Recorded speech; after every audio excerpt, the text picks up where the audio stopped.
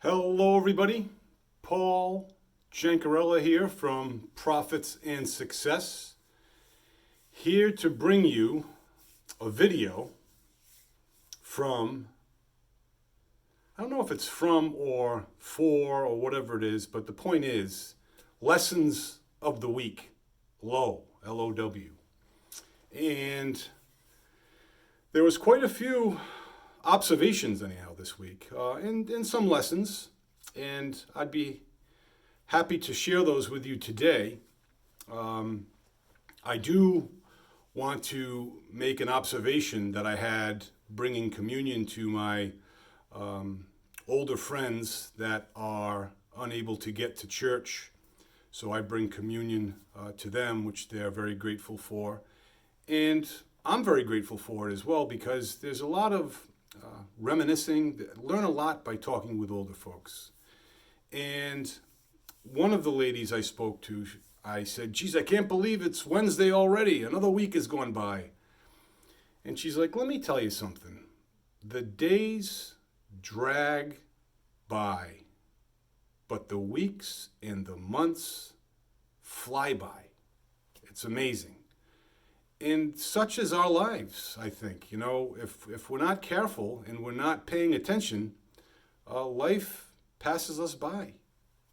And it's important to enjoy life and even the pains of life. And I don't hope for pain for anyone, but sometimes we need to endure our pain. So the couple of observations that I had, one was, I don't know, kind of feeling down this past week.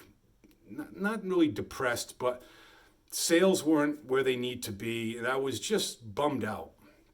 And I remember someone telling me that if you're not feeling right, whatever it is, seek to help someone that has that same issue. Your sales aren't going well, find someone that's struggling with sales as well and help them. Whether or not you help them doesn't mean a thing. Naturally, it would be nice to help that person get sales, but it's going to help you helping others. Same with feeling down and depressed, consoling a loved one. My friend Mary's coming up on her year anniversary of losing her husband. It's like a whirlwind, you know. But just because I didn't lose my spouse doesn't mean I can't help her. So it's important to do that, very much so. And I really feel deep and connected to all of you in a certain respect. I feel as though I have an audience in front of me that I'm trying to bring value to, and that's what it's all about, and I appreciate that. So, having said that, I heard this story yesterday from Darren Hardy, and it was pretty touching.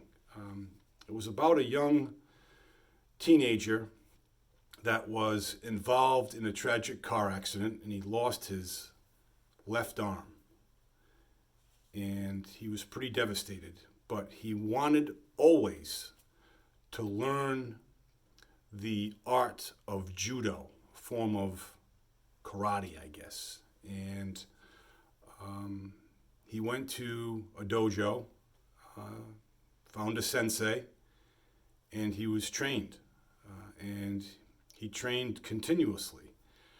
But he noticed that he was only being trained on one particular move, and he just didn't understand it, but he kept moving forward because he was young and inexperienced. And it got to the point where the sensei says, okay, I'm signing you up for a tournament coming up in 2 months.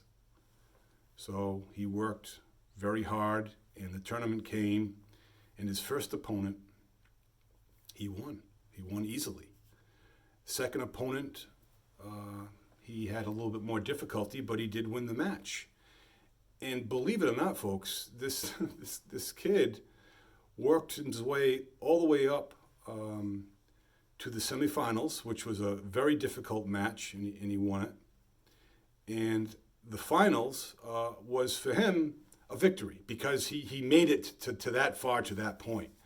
And he was going up against a kid that was, I think, 50 pounds heavier than he was, 6 inches taller, and just much more aggressive, so to speak.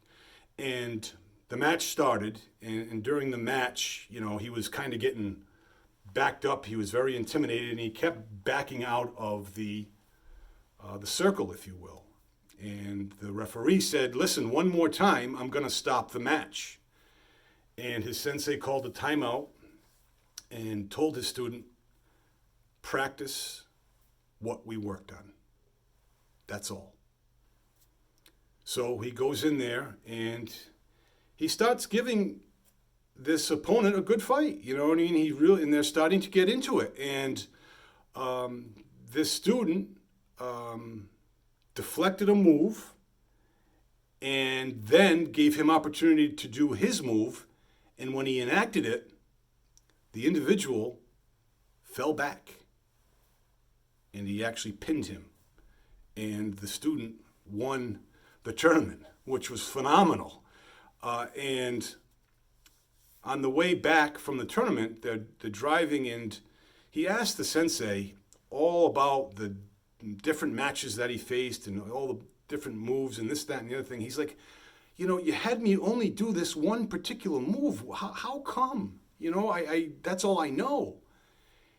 He's like, when you have the opportunity to use that move that I've taught you and that you've practiced so well, the only defense to that move is to grab your left arm. And he said, wow.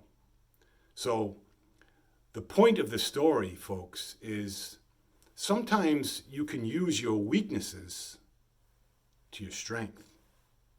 Whether it be my bipolar, whether it be your mourning of your spouse, whether it be struggling with difficulty in business, affiliate marketing, whatever it may be. There's opportunity to use our weaknesses to our advantage. Okay, folks, have a wonderful, wonderful weekend. It's a wonderful spring day out there here in Rhode Island. It's going to be a little bit cooler, I guess, towards the beginning of the week, but nonetheless, I didn't mean to give you a meteorology report. We will talk to you soon. In the meantime, be well, stay well. So long.